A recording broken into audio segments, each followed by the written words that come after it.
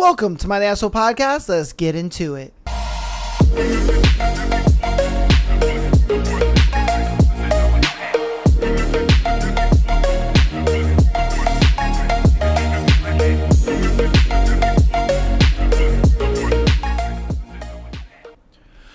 Welcome to my Asshole Podcast. Guess what today is? It is Thursday. Whoop, whoop, whoop. For all you freak-a-leaks out there, it is your day. It is your favorite day. It has come. Your favorite day of the week, you little freak leak. I know why you're here. It's cool. It's fine. You know what I mean? It's all good. Pop out your lotion. Get your tea and crumpets ready. Whatever you guys do. Sit by the fireplace and let's get down to it, baby. We are almost done with Haunting the Hunter. Haunting the Hunter is almost over. I think we'll maybe have maybe one more episode, maybe two more. I'm not 100% sure, but yeah, we're almost done with Haunting the Hunter. Oh man, I really enjoyed this book. I know you guys have really enjoyed this book, so you know what I mean. If I find some new stuff from Hannah Harper, I'll definitely, or even some of her old stuff, you know, we'll probably check it out. But we are gonna be getting into the I don't remember what it's called because I know we did Beautiful Venom and then there's Beautiful something else. It's like the second book to it. That is gonna be the book we're gonna do next. So do stay tuned for that. Look out for that. So that is going to be the next book we're doing. But definitely, like I always do when we get to like the end of books and stuff like that, definitely keep dropping your recommendations down, man. I always write down all the recommendations. I always keep you guys' recommendations, or anytime that you guys ask to, check out a certain book or whatever the case may be, I write it down. That way, when we get to it, we get to it. You know what I mean? All right. So without further ado, we're going to get into today's thread, and then we're going to hop right on into our book. So our thread for today is women. What did a man you were dating or married to say or do that made you realize he actually hated you the entire time? All right. So what did a guy do that you were dating, say or do, that made you realize that he hated you the entire time? This one was actually recommended by one of the community members because she was just like, I want to see what I don't know. She had some kind of curiosity to it. I don't remember exactly what it was, and it kind of piqued my curiosity because I'm like, really? Like dudes are out here doing that? So I'm like, let's check it out. Okay, so as my father was in the hospital in the ICU, my boyfriend of 4 years said, just because your father is dying doesn't mean I need to stop living my life. I gasped and said, your wish is granted, and hung up, bro. Stop the cap. Oops. Sorry, I meant to say that one. She ain't capping. My bad. Wrong button. That's crazy. That is crazy to me. I can't understand how you would look at her going through something like that and not want to be like, oh, babe, I'm here for you. I got you. I'm your rock. Blah, blah, blah. Like, nigga, what are we doing, bro? Like, what? Man, I swear to God, bro, sometimes some dudes, they really are just, they don't care. You know what I mean? They don't care. They're kind of in that situation where they look at it like, I'm just getting some coochie. You know what I mean? It is what it is. I don't really like her like that. Or they're just so like, that's a narcissist right there. She can say she dated a narcissist. All right. a lot of you women be out there like, oh, I dated a narcissist. Oh, he was controlling this and that. No, that nigga was a narcissist. Okay. That is a textbook narcissist. The fact that you're sitting there, bro, making this situation about yourself is crazy. Her father's dying, son. Her dad is dying, and you're over here, oh, well, I have to live my life like... That's crazy, bro. Crazy. All right. Yeah, nah. He was narcissist. Okay, women. Let's see. What did a man you were dating do or say that or made you realize that he hated you. For his birthday, I arranged a party, made him dinner, bought him a Garmin watch, spoiled him with snacks, baked him a cake, and made drinks for the party. On my birthday, he texted me happy birthday. Damn. Damn. Look, man, I really don't get, like, fellas out there, there's not too many guys that really watch the Thursday episodes because this is more of the female episode. I ain't gonna lie to you, it's cool. I ain't tripping.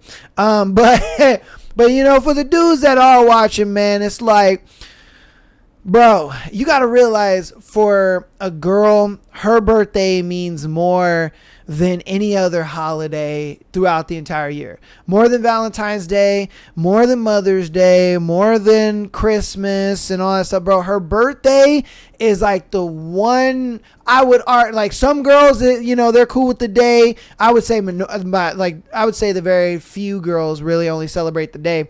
Majority of women will celebrate the week. And then there's some that celebrate the month. So the thing is, bro, the fact that there are some women that celebrate a whole week for their birthday or they celebrate a whole month for their birthday goes to show you and tell you how important their fucking birthday is to them, bro. Like, I'm sorry to say it, don't shoot the messenger, but that's just the truth. Like, bro, if women go to that length to take a whole month to celebrate their birthday or a whole week to celebrate their birthday. Like, for guys, we barely celebrate like 2-3 hours of our birthday. All right, we get 2-3 hours of importance on our birthday, and that's about it. Because guys, we don't really care about our birthday that much. It's cool. It is what it is. I would argue, as a guy, once you turn 21, that's probably gonna be the last birthday where you're actually celebrated. After that, man, it's all downhill. Won't lie to you. Somebody who's 30, you know what I mean. It's one of those things where it's like you just don't really give a fuck about it anymore. You really don't, and it's cool. It is what it is. But when it comes to your girl, bro, your girl's birthday means the most. You got to do the most for your girl's birthday. Yeah, I mean, you just got to. And look, man, not every girl's going to be asking for the most extravagant this, and that, man. You can be like, yo, let's go to Disneyland if she's a big Disney buff. You guys can go to, some like do a little wine tasting kind of thing. If she's into that kind of stuff, you guys can go to, a really fancy restaurant and, get her a little gift, try to get with the restaurant, coordinate a little something to make her feel special. You know what I mean? Like, dude, it's not too hard to set something up. It's really not. It's as simple as planning a date. You know what I mean? That's kind of how I look at it, but it also has to be a little specialized too. You know what I mean? But that's what I'm saying. It's like, it's not that hard, fellas. It ain't that hard. And you just got to realize that a girl's birthday means way more to her than any other holiday in the year, bro. All right? I'm just saying, man. Just saying. All right. Women who have dated a guy and they have said or done something that made you realize that they hate you. I'm hard of hearing. I was this way when we met. 9 months after moving in together, we're at dinner with his mom, and I asked him to repeat himself. He mumbled purposefully. I looked at his mom, confused, and then he yelled in the middle of the crowded restaurant, "What, are you deaf? Goddamn!" People turned and stared. I was mortified and said, "Excuse me a second," to his mom, got up and walked out, spent a few nights at my friend's house, and moved out the next week. All right. I ain't gonna lie to you, that frustrates me too, bro. Okay, if you are constantly up in my face talking about, what, what, like, bro, I'm sorry, but that's gonna piss me off too. I'm gonna be just like, hey, yo, what the fuck? Come on, man, you hear me, bro? Like, stop. Like, you know what I mean? Like, what the fuck? I'm sorry to say it. Y'all might be mad at me on that one, but I'm kind of on the dude side with that one. It's like, bro, that's annoying. And I think that would be annoying the other way around too. If you were asking your man, like, say you were asking him something. He's like, what? To everything you fucking say. Bro, you're at some point you're going to feel like, oh, you're not even listening to me. Yeah, you're not even listening to what I'm saying. And that's how I would feel. And I'm sure that's how he felt. He felt like, bro, you're not even listening to me. Like, what the fuck? Are you deaf or something? Because it's like, dude, come on, man. So like I said, bro, that one, I ain't gonna lie to you. I would agree with the guy on that one. I would be pissed off too, because I'm like, bro, it's not hard to listen to somebody. You know what I mean? It's not hard. And you're over here, oh, I'm hard of hearing and this and that. Okay, well, if you're hard of hearing and you want to hear what I got to say, I would think that you would concentrate and hear what I got to say. You know what I mean? But the fact that you're not taking the time to concentrate and hear what I got to say, well, guess what? That probably tells me you don't give a fuck what I got to say. And it's cool. It's fine. But you can't get mad when he gets frustrated over that. You know what I mean? Again, and I would agree if it was the other way around. You know what I mean? If he was sitting there just, I would tell you the same thing. I'm like, girl, he don't give a fuck what you got to say. That's what he's telling you. You see, he don't give a fuck. And that's messed up. You know what I mean? That's disrespectful. That's mad disrespectful to your partner. That's not cool, man. You know, like, if you're going to be in a relationship with somebody, give them at least the respect to listen to them. And if you know that you're a bad listener, well, take that extra little step and focus. You know what I mean? And focus. Like listen to what they got to say. You know what I mean? So, look, I get it. But like I said, I agree with him on that one. I would be the same way. All right, women, what is something that someone that you have dated has said or done to you that made you feel like, made you realize that they hate you? All right, together for over 10 years, we had been talking about past relationships. He said, you've never been in a relationship where you haven't been cheated on, have you? The smirk on his face let me know that he was including our then current one. Huh. So wait, was he cheating on you? And he just kind of that. Hold on, this is going over my head. I'm sorry. Together for over 10 years, we had been talking about past relationships. He said, you've never been in a relationship where you haven't been cheated on, have you? Oh, I see. Okay. All right. Picking up what they're putting down now. My train has reached the station. All right. So he's saying, oh, I must have been the first one to cheat on you then. Damn. Damn. Okay. Wow. Dang, that's one way to tell him, I guess. That's fucked up, though. That is mad fucked up. I ain't gonna lie to you, that one's mad fucked up. I hope you kind of left on that one immediately. That man is a villain. You know what I mean? He's like, look, man, there are people out there, I truly feel they just don't fear, you know what I mean, consequences, or they don't really care about, you know what I mean, what they say affects other people. You know what I mean? Like they just don't care. They don't have that cognitive ability to like understand or even have that level of empathy to understand other people. Yeah, but it's like, bro, like what the fuck, man?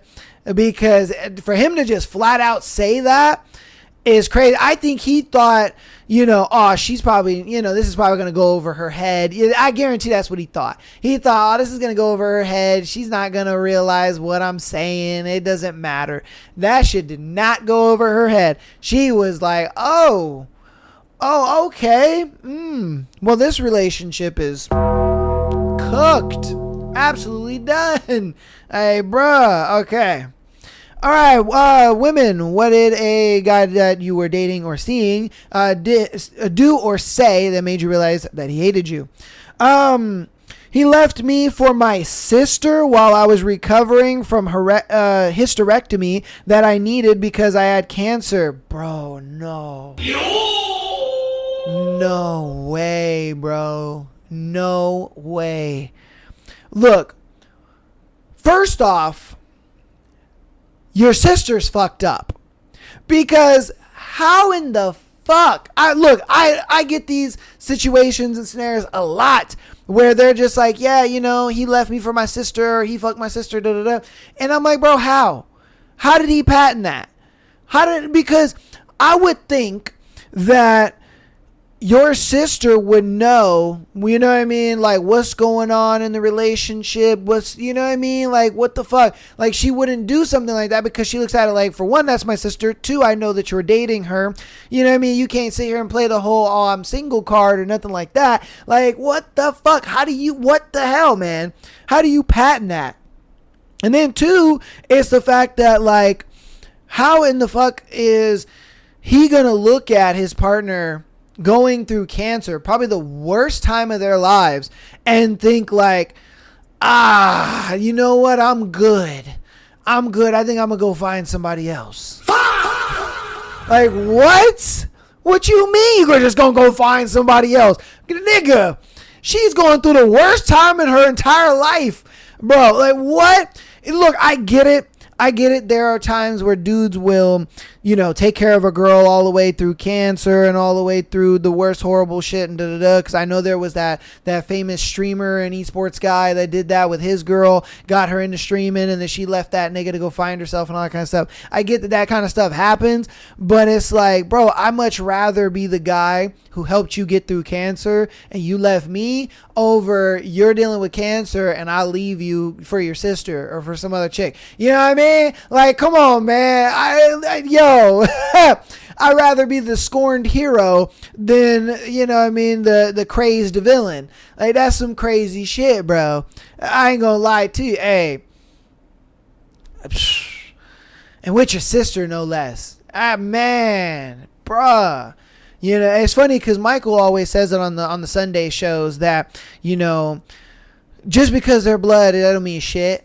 And I'm slowly starting to, like, agree with him on that because I always take family into high regard. I do, because I look at it like, bro, when it comes to your mom and your dad, you only get one mom and dad in life, you know what I mean? And it's like, look, they're not going to be perfect people. They're not going to be perfect people. They're not going to be people that, you can agree with on everything and stuff like that. You know what I mean? Because you're going to grow into your own and you're going to realize your own things and, you're going to be your own person and stuff like that. And I fully understand that. But at the same time, having love for, your family members is a thing. But at the same time, bro, when he told me, like, nah, the ones that are going to fuck you over the worst are your blood, you know what I mean? And, and that's why, blood don't really mean shit. It's kind of showing me more and more that, yeah, bro, low key, my man's is right. My man's is right out here because it's like, they the ones that's going to do you the worst, bruh. They going to do you the worst. The fact that your own sister went ahead and just took your man right out from under you because you out here fighting for your life. Shee, bruh. All right. On to our next one. Women, what did a guy that you were dating or married to do or say that made you realize he hated you? I thought it was an unspoken agreement between us that your feelings for me were stronger than my feelings for you. So he said that his feelings were stronger. Wait, hold on. That your feelings for me. Oh, okay. He was like, I thought it was an unspoken rule that you loved me more than I loved you. I mean, controversial take, low-key. I think that's kind of the way it should be when it comes to a relationship. I think the girl should like the dude more than the dude likes the girl. Only because the thing is when relationships part, the girl is going to have a lot more options and a lot more ability to get into another relationship fairly quick right after, the breakup and stuff like that. Very rarely are guys gonna, have the ability to get into another relationship right after the relationship ends. And so, you know what I mean? It's like, if you kind of want to be the guy to kind of curve a girl's endless options, she's gonna have to like you more than you like her. Because if she likes you more than you like her, well, guess what? She's not gonna be really looking at them options. Because look, the thing is whether she's single or in a relationship, women are going to have options. Women are going to have men that are going to court her. Men are going to have, men are going to walk up to her and, flirt with her and talk to her. Oh, your man ain't here. You can't have friends and all this kind of stuff. So when she likes you more than you like her, a lot of times, she's going to look at it like, nah, I'm good. I got a man. No, I ain't fucking with that. Oop, don't really care if you want to fly me out to this and that. Like, my man is good enough. You know what I mean? Like, she's going to curve those options big time because she feels like I got the pinnacle. I got the top of the guy. This is what I want. But if you like her more than she likes you, a lot of times, bro, she's going to look at it like, my guy is good, but there's this guy and he's a little better, so I'm gonna entertain it. I'm not really gonna do nothing, but I'm gonna entertain it. You know what I mean? So again, I think this is another one where it's like, I get what he's saying. He's, that obviously wasn't the dynamic, but I think he was correct in wanting that to be the dynamic. You know what I mean? I think she looked at it like, oh, wow, no, you're supposed to like me more than I like you. And it's like, nah, I don't think that's the way it should be. Women want it that way because it sounds good, but it's like, it's not that way. You know what I mean? It's not that way for a long-term relationship. The thing is the relationships that last the longest are the relationships where the woman likes the man more than the man likes the woman, because you'll see that, that dude will be doing some crazy shit and that bitch will still be there. You know what I mean? She willing to fight a bitch. She's willing to beat a bitch up. She's willing to run a bitch over with her car. You know what I mean? She willing to do anything and everything for her man. You know what I mean? And they stay together forever. Them relationships be lasting like a motherfucker. Why? Because she ain't getting rid of that nigga. Let's just be real. Sorry to say it. Like, you call them bitches the crazy bitches, but it's just like, nah, she just like her man more than her man like her. And that's just the way it goes, bro. And crazy enough, you motherfuckers look at it like, yeah, why would you want to date a crazy girl? Nah, we niggas want some crazy girl. I'm sorry to say it, we want crazy bitches. We do. We sit here and act like we don't want crazy bitches, but we do. Yeah, why? Because crazy bitches, for one, got the best pussy, and then two, crazy bitches, they ain't leaving you, bro. They ain't leaving you. I'm sorry to say it, they ain't leaving you. You can go do whatever some crazy shit you want to do. They ain't leaving. They ain't going nowhere. You know what I mean? Let's just be real. I'm sorry to say it. I'm just being straight honest with you. So yeah, I don't know. Again, like I said, controversial take, but All right. Women, what is something? Women, what is something that a man you have dated or married to did or said that made you realize that he hated you? At the birth of my son, he said, "Shut up, he's born," because I was torn and that last push was so painful. The doctor and nurses just stared at him in disbelief. I knew then I was going to end it. Damn. Bro, what the fuck, man? And that's what I mean, though. And there's just those dudes, bro, that they don't have a sympathetic, empathetic bone in their body. It's like, bro, what the fuck, man? Like, what are you doing, bro? And it's funny because I said this in the Tuesday episode. When women deal with this shit, all right, they will always put at the end, I knew I was going to end it, or I'm leaving and what that. But dudes don't do that. Dudes don't put at the end, oh, I'm going to leave and this and that. Because literally on Tuesday's episode, if you guys didn't watch Tuesday's episode, we did a scenario on Tuesday's episode where there was a guy that wrote into the show about his wife cheating on him for over a year with a coworker, and she was letting homeboy smash and hit raw, letting him nut in her and nut on her and all this kind of stuff because he was stupid enough to be asking all these dumb questions. That's how we know he was nutting in and all around her and shit all like that. All right, and at the end, he was just like, oh, I don't know what to do. And, I don't know if I should believe her or not when she says that, he let her nut in her and all this kind of stuff. And I'm like, nigga, you looking at the wrong fucking thing, bro. You over here like, oh, should I believe her and this and that, bro? Nigga, it's over. Like, what are you doing? You should just leave.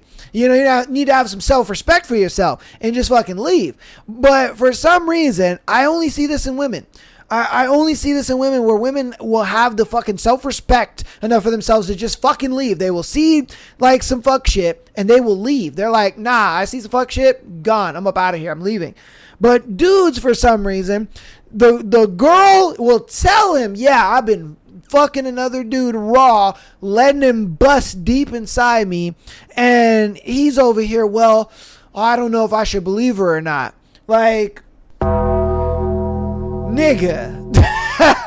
Like, what are we doing, bro? That's one thing I give women kudos on, is that they won't tolerate that bullshit and they have self-respect for themselves. For some reason, men just don't have self-respect for themselves, and they just look at it like, oh, but, you know, bro, but, bro, this, and, oh, but that. Like, no, nigga, leave. No, bruh. Gone. Get the fuck out of here. Like, what are you doing, man? Hey.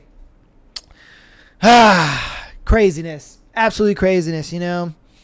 All right, this will be our last one, and then we're going to get into our book for today. Okay, women, what is something that a man that you were married to or dating said to you or done to you that made you realize that he hated you? The moment I realized he was nicer to strangers than he was to me, patient with waiters, funny with coworkers, polite with random people, but with me, constant irritation, dismissive tone, acting like basic kindness was a chore. That was when it hit me. It wasn't that he didn't know how to treat people. He did. He just didn't care to treat me that way. No, it's because he didn't want to be in a relationship with you anymore, but for some reason guys don't know how to just break up with a girl. And that's really what it came down to. It was just he's been done with the relationship. He's been done, you know, dating you, liking you, wanting to be with you, but for some stupid reason he just didn't want to break up with you. I don't understand, and this goes back to what I was just saying. Literally back to what I was just saying. For some reason, dudes will be right in front of a girl, and the girl will tell him that she did some heinous shit, and it's clear cut that he should just break up with her and leave her and this and that. They just won't do it. They just won't fucking do it. And it's like, bro, why are you gonna put this girl through all this hell?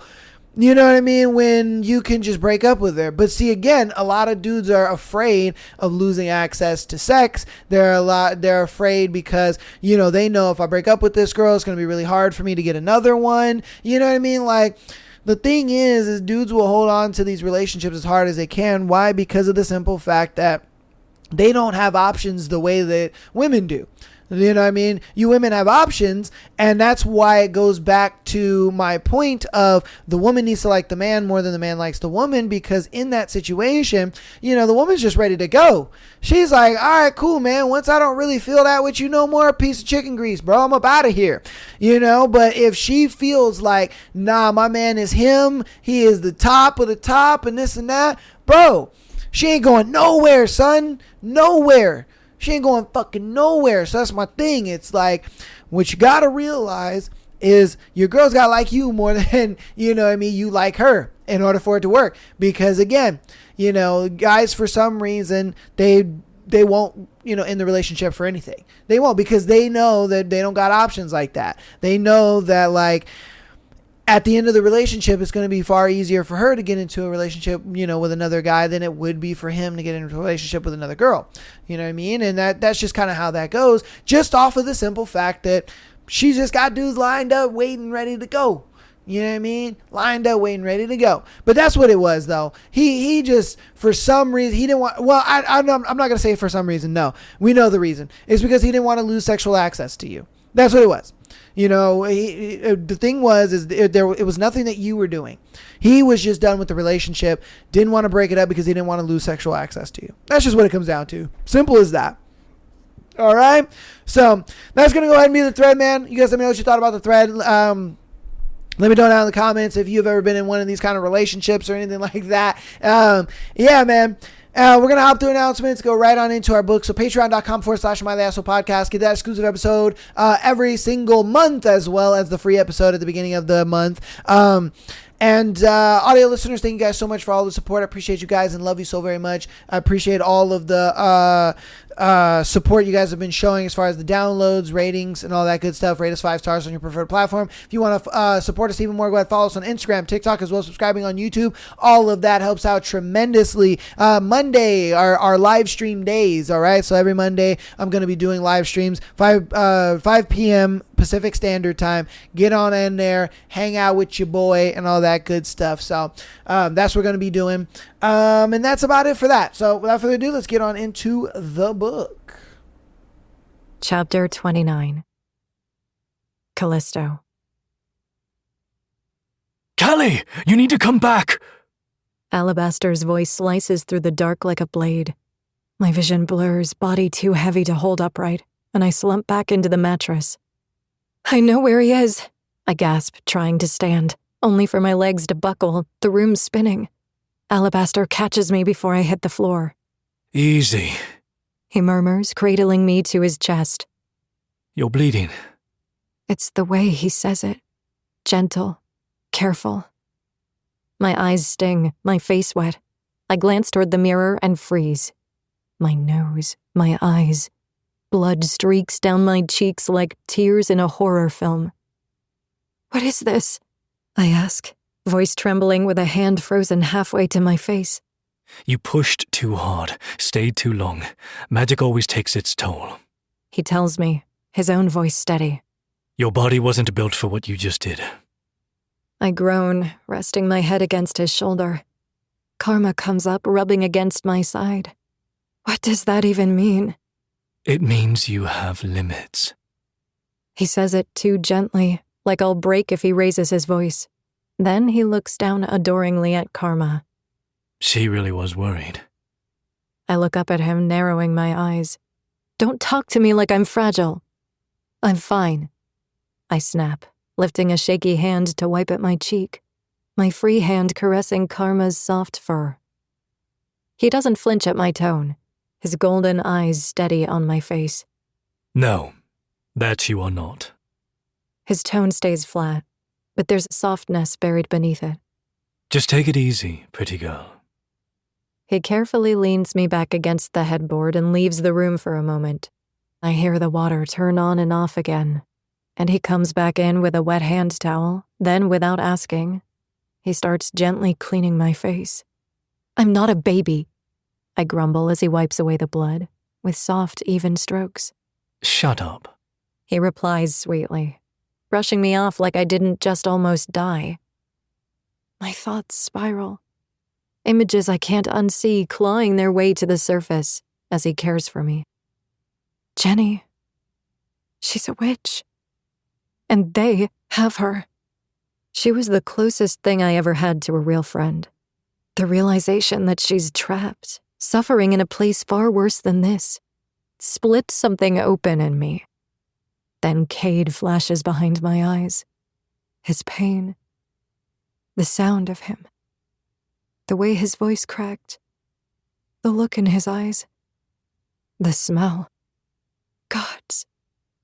The smell of his burning flesh. It punches me in the gut so hard I double over, knocking Alabaster's hand away from my face. Karma scurries out of the room. Crack! The memory of bones breaking echoes in my skull and my body convulses. I lurch forward, heaving onto the carpet. We have to get them out, I gasp, as bile and drool slides from my lips, hanging off my chin like strings of guilt, tears welling in my eyes. Panic flares in my chest like fire, wild and out of control. I can't sit still. I can't wait. I shove out of Alabaster's arms, shaking and unsteady, but driven by something feral. I need Jack. I stumble toward the doorway. My legs aren't ready, but I make them work. Weakness be damned. If Cade can be strong, so can I. I don't stop until I'm downstairs, clinging to the railing, knees trembling. The door creaks open under my hand as I spill out onto the porch, barefoot, breathless, and still bloody, to find Jack with his back to me, cigarette between his fingers, smoke curling around him like fog. Not now, Callie, he mutters, voice low and worn, defeat clinging to his body. I know where Cade is, I tell him, my voice barely holding together. My chest is rising too fast, and I force my breaths to slow. He spins around, shock wide in his eyes as the cigarette slips from his hand and dies on the wood. Jack doesn't ask questions. He just ushers me into the living room, steady hands guiding me to the couch. I sink down, still trembling, and he drops beside me with his laptop in his lap, already in motion. Tabs spring open, one after another. Maps, traffic cams, databases I don't recognize. I tracked him on the freeway, he tells me absently, eyes scanning fast. Caught a few glimpses near the 101, but I lost him just outside LA. I know the general direction, but nothing concrete. He's in Topanga Canyon, I say, my voice firm, surprising even myself. Rosa's main house. That's where they're holding him. He freezes, fingers hovering over the keyboard before I can see him mentally shrugging. He begins hammering down on the keys again, faster this time. More tabs, more frantic clicks. His mouth parts slightly when he pulls up an old photo, then cross-references another, his pupils flicking back and forth. Holy fuck, he breathes, shock in his voice. You're right. If I match Rosa's tagged location history with this address, it's the same house. It's right there, hiding in plain sight. He laughs, looking over at me. How the hell do you know this? I hesitate, my fingers twisting in my lap. I saw him, I say softly. Everything in him stills and I flinch. Recognition flickers behind his eyes, the kind that carries weight. Fear, maybe. Or awe. Or both. I can see him holding back, deciding whether to ask the question forming in his throat. Is he... Jack swallows hard. Is he okay? The question settles something in me, knowing that he's at least trying to accept this. It's the answer that breaks me. My throat closes and tears rise before I can stop them. My head shakes slowly, and I try to breathe through the pain of it, but I can't. The moment he asked, it made it real. Made it too much. Jack shuts the laptop and turns to face me fully, his hand finding my shoulder, grounding me with slow, steady pressure. He's alive, though, he states, not as a question, as a tether. I nod barely. Yes. His expression softens, and he reaches up and brushes my hair from my face, tucking it behind my ear. His fingers still when he sees the blood, swiping a thumb across my temple. Is that blood? His voice tightens, his eyes dancing over my face in that clinical way of his. Christ, Callie, are you okay? No, I confess in a whisper. My voice cracks and I can't hold it back anymore. The comfort, the kindness, undoes me. The sob hits before I can brace for it. My chest caves, body trembling, as hot tears stream down my face. Jack pulls me into him. Strong arms wrap around me, and I let myself fall apart against him, sobbing into his chest. Hey, he whispers, holding me tight, rocking me slowly. It's going to be okay. We're gonna get him back. I promise. He pulls back, cupping my face and forcing me to meet his eyes. There's no room for doubt in his voice when he says, I'm going to get him out. You won't need to, I say, my breath still shaky, my fingers curling around his wrists.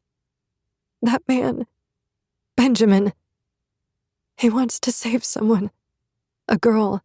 I think he loves her, but he needs Cade to do it. Jack's jaw ticks, his eyes narrowing. We can't rely on that. I know her, knew her, I say, my voice low and almost pleading. Jenny, we played together when we were kids. We can trust her, at least enough to count on her wanting out. She wants to help Cade. She has to. She's stuck there, same as he is. Same as I would have been. Jack doesn't hesitate, already on his feet, storming off toward his room. Then I'm going to go get them. No, Jack, wait. You have no idea. I surge to my feet, panic at the thought of losing him, sending me stumbling after him. He whirls around, jaw clenched. No, Callie. You don't get to keep secrets from me, then turn around and tell me what I can't do. I flinch at the heat in his voice. The betrayal there. This whole time, he spits, shaking his head in disgust. You've been pissed that we kept you in the dark, but you've been doing the same damn thing. I didn't think you'd believe me, I say, exasperated, throwing my hands in the air. I barely believed it myself most days. And I only just started learning how to control it. I still don't know what I'm capable of. I plead with him to understand as I trail him to his room, hovering in the doorway. He grunts sharply, dragging a duffel from under the bed and shoving random clothes inside like he's on autopilot, his frustration and anger bleeding into every movement. Fine, whatever, I hear you. He snaps back to me as he rummages through his bedside table. But I'm still going. I'm not leaving this up to that asshole. I saw what he's capable of. Your little possession trick fried my PC, but I saw enough of Benjamin's files to know he's not safe. I move to him, placing my hands over his to stop the frantic packing, gently squeezing them. Then let me help you, I say, voice steady this time, my eyes catching his. He blinks at me. What are you thinking? I exhale and sit down on the edge of his bed, pulling him down with me. I'll tell you everything I know, I promise. And I do. I give him everything I know. Jenny's a witch. She plans to heal Cade. Ben's involvement, maybe for love, maybe survival. Frank's a brute. Rosa's the one in charge. The only thing I leave out is the ghost. Some part of me feels like I'm not supposed to know. Like I've been let in on a secret that was meant only for Cade. Jack sits quietly, absorbing all of the new information with quiet resolve. When he finally speaks, his voice is low. Cade asked me to research how to kill a god. I thought it was just part of the game he plays. One of his weird power fantasies. He looks up at me, eyes serious. What's its name? I don't know. I whisper, unable to hold his gaze, guilt heavy in my chest. I got pulled out before I could hear it. Can you go back to him? He asks, calculating. No. I shake my head, lower lip trembling. It was too much. I barely made it out. I'm sorry. He doesn't push, taking my hands in his again. Don't apologize. I don't know anything about magic or spirits or whatever the hell this is. But that was brave, what you did. That couldn't have been easy. I stare at the back wall, trying not to cry again. No, I whisper. It wasn't. He's silent for a beat, then runs a hand through his hair, letting out a puff of air. Okay. Do I have a plan? Not really. Other than driving straight there and winging it. Actually, wait. He grabs his laptop from his bag and settles it on his lap, tapping quickly. What? I ask, watching the flurry of motion as his fingertips dance across the keys. I might be able to recover the files you zapped. If I can find Ben's number. Maybe contact him directly. He informs me as he works. You think that'll work? I ask, completely at a loss when it comes to computers. Maybe. He shrugs, flashing me a grin. But it's better than nothing. He snaps the laptop closed and stands, slinging the duffel over his shoulder. I'll do it on the drive and I'll keep you updated, he promises as he heads for his office, me trailing behind him. But you get why you can't come, right? I nod. I do. He doesn't have to say it. We both know. I'd slow him down. I'd be a target. I'm not built for rescue missions or fights. Not like Cade. Not like Jack. So I help him pack. I watch him load up the car. I wave as he drives away. And then I pray. Please come back. Both of you. He handled that well. Alabaster says behind me. Please don't. I lift my hand in a weak stop gesture, not even looking back as I lean against the doorway, eyes on the empty driveway. Not right now. I can't handle sarcasm. Silence stretches between us, heavy and uneasy. Then heavy footsteps approach, slow and deliberate. You did what you could. He says, his voice closer now, his warmth almost stinging. Stop carrying guilt that doesn't belong to you, Callie. I feel the shift in the air just before his arm wraps around me, solid and warm, grounding me in a way I hate to admit I need. I lean back against him and sigh. If it weren't for your efforts, He continues softly. you'd still be guessing. That pendulum you gave your brother saved his life. My throat tightens. Cade is in love with the being connected to that pendulum. I whisper, my eyes closing. I know. Alabaster chuckles, soft and knowing. Though your brother hasn't quite figured that part out yet. He says it like he sees it all. The threads, the bonds, the things we pretend not to feel. Like none of us has any secrets from him. They must be why he believes, I mutter, eyes still closed, head resting against his chest. Why he's even open to all of this. You say that like it's a bad thing. His tone sharpens just slightly. Not cruel, just pointed. Didn't you want that? For him to believe? I did. I do. My voice catches, the truth in the words making my heart clench. I'm just glad he's not alone. Then what's the problem? He asks, cocking a brow, already reading me if the twinkle in his eye is anything to go by. I hesitate. I don't know. How does that even work? And the second it's out of my mouth, I regret it. I make a face, nose wrinkling. You know what? Never mind. I don't want to know. Alabaster grins, slow and deliberate, that devilish, too-knowing smile he wears so well. How do we work? He asks, tugging me more fully against him, his arms sliding down around my waist. He holds me still. I don't know if we do yet, I say, voice low and teasing, my lip twitching like it wants to smile, but I don't let it. I can't. Not until I know they're safe. But something deep in me wants. He tilts his head, studying me with a look that's far too tender for someone like him. You've played your part. He says quietly. Now you wait. He leans in closer, voice brushing my skin like a secret. Let me create a distraction. I shake my head. I can't get it out of my head, I admit, clenching my fists. What I saw, what I felt. There's nothing you can do to distract me. Watch this. He slips away and walks down the porch steps to my flower pots, plucking one of the cosmos buds, not yet bloomed. When he returns, he places the stem in my palm.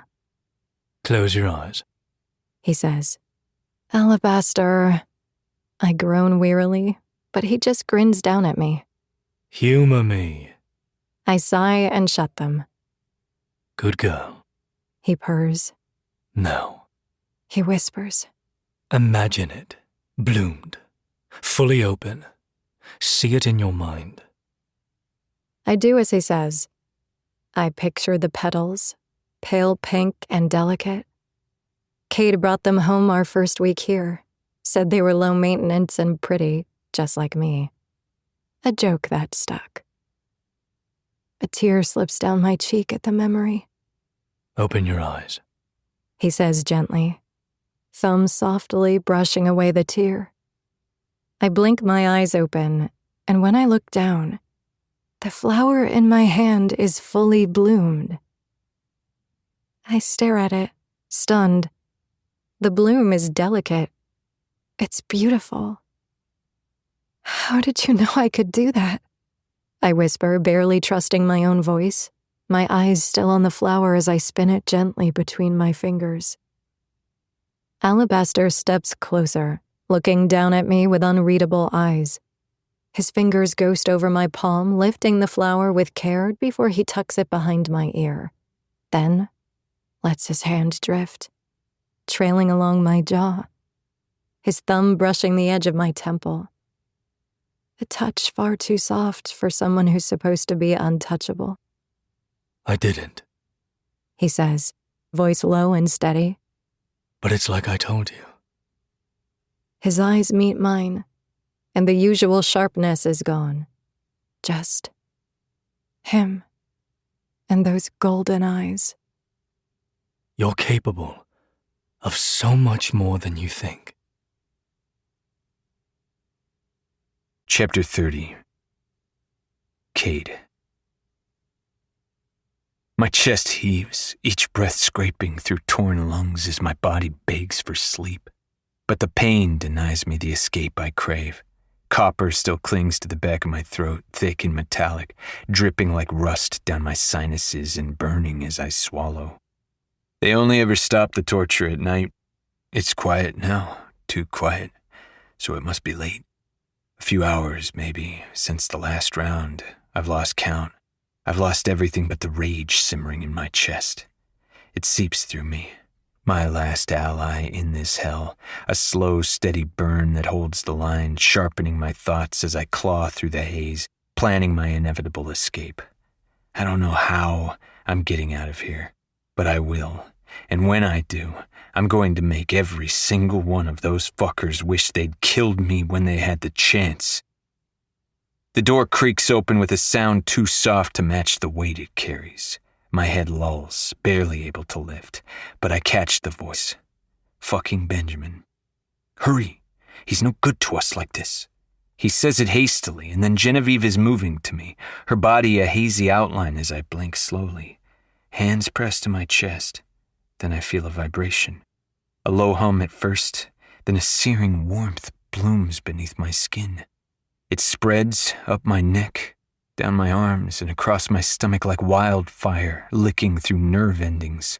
The pounding in my head dulls, then fades altogether. I lift my gaze and lock eyes with Ben. I need you to listen. Got it? I don't have time to repeat myself. His voice is sharp and steady, his eyes darting back toward the door. I nod once, still dazed, the world slowly reassembling itself around me. The pain is not gone, but something is stitching me back together. I can feel it, my skin knitting, torn muscle crawling into place. It stinks like burnt blood and charred flesh, and it hurts, but it's a relief. We're doing this fast and quiet. He pulls out a handgun, a sleek, silenced 10mm pistol with an extended clip, and places it on my lap. Then he's at my wrists, cutting the ropes, my heavy arms falling limply to my sides. Your buddy's smart. He contacted me. Ben informs me quietly as he bends to work my ankles free. My eyes snap open again. Jack? I say, barely above a whisper. Of course. My body keeps heating, the feeling almost unbearable now. My chest feels like it's on fire, like something inside me is boiling, and I let out a hissing breath.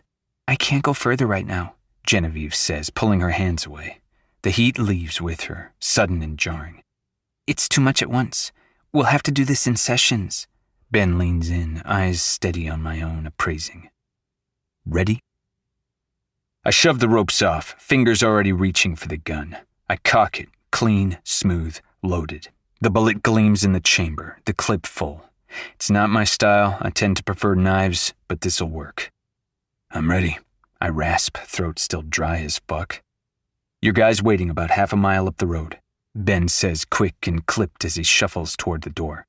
You'll follow me down the hall, up the stairs. The window in the parlor's unlocked. If we get caught, he nods toward the pistol. Use that. I stand, breath hitching at the pain that shoots through my ribs, and look down at Genevieve, brow raised. She nods, tight but solid, her hands fluttering. What's security look like? I ask, already mapping the path in my head as I roll my neck, cracking it. Frank's out cold. Guards at the front and back. Side patrols rotate every 10 minutes. We've handled the cameras. If we time it right, we're ghosts. I'll stay close, cover you if anything goes sideways. I nod once, mind focused on the plan. All right, let's go. Pain claws through my skin like barbed wire dragged across raw muscle. But I can walk. I can kill. Let's get the fuck out of here. I slip out the door and into the hallway, leaving the stench of rot and mold behind. The shift in the air hits me like a slap, cleaner, colder, wrong. Overstimulation crashes down hard. The light's too bright, the wall's too open.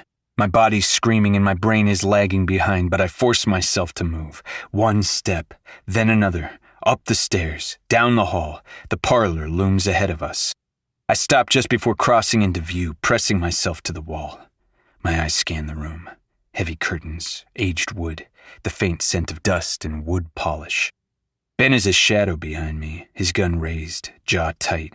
Genevieve's between us, shoulders curled inward, making herself small. Her eyes flicker to mine, wide and terrified. She's trying not to shake. I nod at her and turn back. I slip into the parlor, slow and deliberate, each step a silent promise. Ben follows, stopping just beyond the doorway. He nods, gesturing toward the window with a tilt of his chin. He throws his fist in the air and I still. Footsteps crunch outside. They are slow, deliberate, shadows moving across the curtains. I hear armor shifting and clinking, the unmistakable sound of rifles brushing tactical vests. Then the sound fades. I creep to the window, unlatch it, and ease it open inch by inch, cold air kissing my face. I duck and lower myself through the opening, dropping into a silent crouch on the grass below. My eyes scan the area. We're clear. I look up. Genevieve is hesitating at the window. I reach up, catch her waist, and slowly pull her through. Her body pressed against mine. Her breath is quick against my neck as I set her down, eyes already back on the window. Ben lands beside us with a quiet thud, pistol still drawn. He points toward the front of the property, and we move silently through the night. Backs pressed to the outer wall, we inch toward the road. Our every step is calculated, every breath shallow. The open air feels too exposed compared to the stifled air of the basement. The gravel crunches beneath my boots despite how light I try to move. I fight the urge to sprint. My legs twitch with instinct, bracing to bolt. But as I glance at Genevieve, she's trembling. Her eyes lock on mine, her pupils blown wide with panic. Her breath catches in her throat, chest rising slow and deep like she's trying to stay calm, trying to match my rhythm. I give her another nod, a hopefully reassuring look. I peek around the edge of the structure and see the two guards standing right where we need to be. Their stances are loose but alert, trained. We're not getting past them without blood. I turn and grip Genevieve's arm and pull her in tight, my hand sliding around to cover her mouth before she can protest. My other hand raises the gun, pressing the barrel to her temple. She jerks, a muffled squeal escaping against my palm. I lean in, my lips brushing her ear. "You're gonna have to trust me," I growl, my eyes locking with hers. She nods fast, the motion jerky, terror written in the whites of her eyes. Ben rounds the corner behind us, eyes immediately catching the scene, his expression tightening into something hard and dangerous. "Stay back," I whisper, just loud enough for him to hear. There's no way past them without being seen. His jaw clenches, eyes darting to the guards ahead. He doesn't like it, but he nods once, tight and slow. I take a breath and step into the light. Genevieve is rigid in my arms, the gun still to her head, my grip iron around her waist. I walk fast, confident, like I'm delivering something. The first guard turns, point, clean shot, right between the eyes. He drops. The second pivots with a shout, raising his weapon. I fire and miss, tearing through his shoulder instead. He screams, stumbling over his feet, clutching his arm. I realign, the second shot is buried in his temple. He's down. Shouts erupt behind the house. It's too late now, we gotta move. I drag Genevieve toward a thick tree near the edge of the path, shoving her behind the trunk as I crouch low beside her. She's shaking, but silent. Shock, maybe? I lift my head just enough to gesture sharply toward Ben to stay back. Let them come to me. A guard charges from behind Ben. Ben doesn't hesitate. He intercepts him mid-sprint, grabbing him by the vest and slamming him into the siding with brutal precision. Then, with a voice cold enough to freeze the air, he shouts, "I don't have eyes! He's got the witch! Shoot to kill!" And without flinching, Ben pulls the trigger, point blank. Blood sprays. The guard drops. "Man down!" Ben roars, loud enough to shake the trees. Another shadow moves on the opposite side of the house. I spot the glint of a weapon, raising mine in response. Shoot! He crumples instantly, and I grin to myself. You know, I think I like this gun. I pull Genevieve behind another tree closer to the road, shoving her behind cover. She squirms in my grip, her small hand around my wrist, trying to wrench my hand from her mouth, but I hold firm. Not yet. Footsteps thunder behind Ben, another guard incoming and fast. Ben turns just in time to meet him. 2 shots crack through the night. The man falls with a thud. "Behind you!" Ben shouts right before he collapses to his knees, his hands clutching his side, a wet sucking sound rattling his chest. Genevieve lets out a muffled scream against my palm and I whip around. Oh shit. Crack! A hard blow to the side of my skull sends me crashing back against the tree, Genevieve tumbling to the ground next to me. My vision spins, stars bursting across the darkness. My weapon is gone, thrown somewhere behind the brush. I blink, dizzy. I'm bleeding. Motherfucker. And then I see him. Fucking Frank. Towering and monstrous, his mouth curled into something uglier than a smile. He grabs Genevieve by the throat and yanks her off the ground like she weighs nothing. She kicks wildly, clawing at his hands as she gasps for air, face turning a blotchy red. Frank sneers at her, voice dripping with venom. "You're not going anywhere, little bitch." Still on the ground, the world still spinning, I throw my leg out, my boot connecting with Frank's knee. Crack! He stumbles, balance broken, and his grip loosens. Genevieve crashes to the ground with a sickening thud, her hands flying to her throat as she struggles for air. I scramble, my chest burning, ground still shifting, eyes on the gun. Almost fucking there. Frank's hand seizes my ankle as my fingers brush the grip, and he yanks me back hard across the dirt. Before I can stop it, he throws his full weight on top of me, straddling my legs, massive hands clamping down around my throat. Pressure, white, hot, and crushing. I fight, squirm, and claw at him, but his grip only tightens, that sick smile back on his ugly face. I can feel it, the cartilage folding, the air being locked out. Everything dims as my vision tunnels, the edges blackening. Somewhere in the chaos, I glimpse Genevieve crawling toward Ben, screaming, begging, but her voice is distant, like I'm underwater. And then it hits me. I'm dying. I think of you, my little ghost. I'm sorry. I love... Bang! The weight on top of me goes limp, Frank's body slumping forward as his grip slips from my neck. I inhale a jagged, desperate breath. My lungs seize and I cough violently, tears springing to my eyes from the force of it. As my vision slowly clears, I look up. Ben stands over me, bleeding and shaking, the barrel of the gun still pointed at Frank's skull. His hand is pressed to his side, blood spilling between his fingers. He saved me.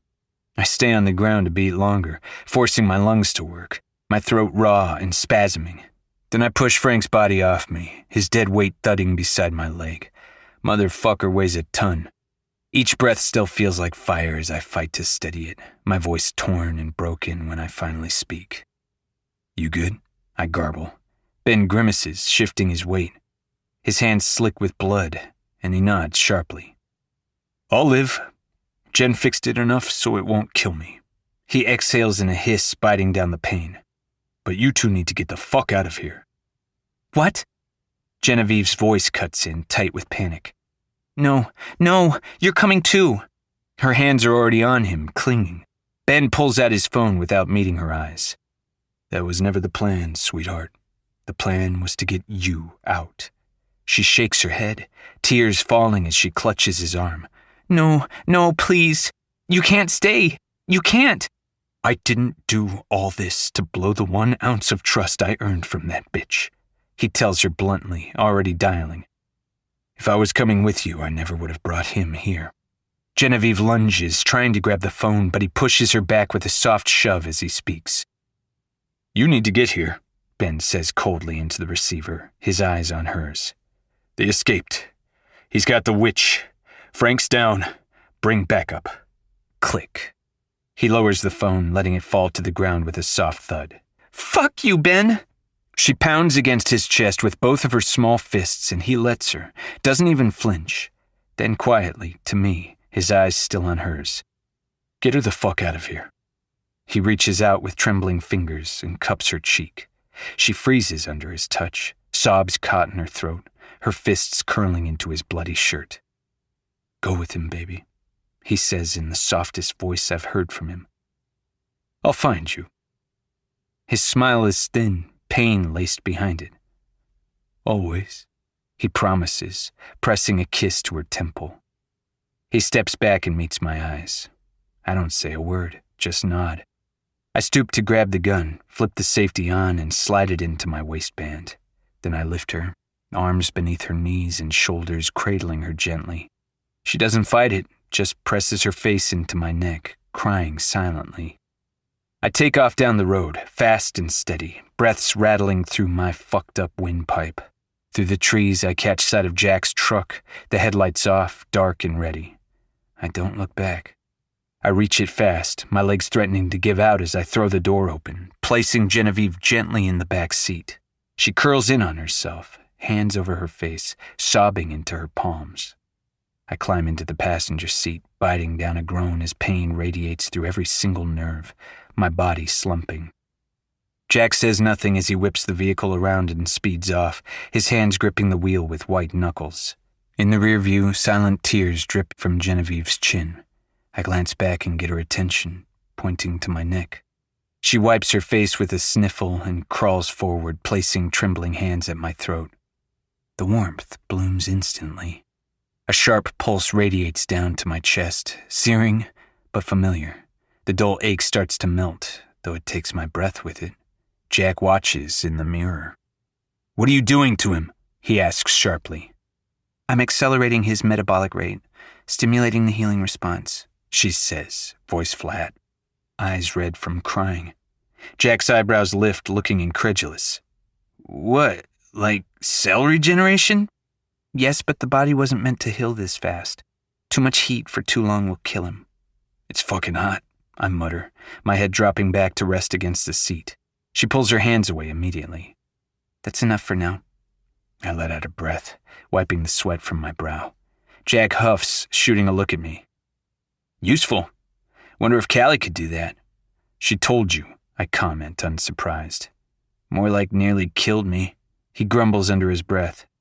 Fried my rig too, but she found you, so that makes us even or whatever. He glances at Genevieve in the mirror. I'm Jack, by the way. He gives her one of his soft smiles. Jen, she mumbles back without emotion. We fall into silence, just the hum of the engine and the ever-present ache between my ribs. I let her calm down for a few moments before I look back at her again. Rosa's not going to stay there, I say to Jack. If Callie found me, maybe she can find Rosa. Jack's mouth tightens. Callie said it was too much. She didn't look good, he winces, shooting me an apologetic look. I'll find her, he adds quickly. Eventually. I don't respond. Instead, I turn, my voice lower now, steel buried under exhaustion. Genevieve. She doesn't look up, just stares blankly out the window. You said you'd help me if I got you out. I remind her, my eyes locked on her face. She still won't look at me, but now the avoidance is pointed, her lips drawn tight. So tell me, who the fuck is Alabaster?